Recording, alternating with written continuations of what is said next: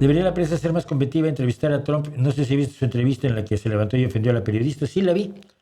La vi, ya tiene otra entrevista concertada la periodista con él. Le echaron la culpa a la lluvia, lo distraía mucho la lluvia, ¿no? Cuando ha dado, por supuesto, ruedas de prensa en lugares ruidosísimos. Es el berrinche de un niño, es el berrinche de una persona sin control emocional alguno, acostumbrada a los elogios y al poder, ¿no? Que no soporta que se le enfrenten. Y que exhibe una de las cosas que yo he sentido más notable, pero la he sentido en México, la he sentido en Estados Unidos, la he sentido en muchos otros lugares, en Argentina claramente, y en la derecha, que es la pérdida de las formas. La cortesía es un lubricante social. Puede parecerte muy estúpida, pero la cortesía es un lubricante social. Yo creo que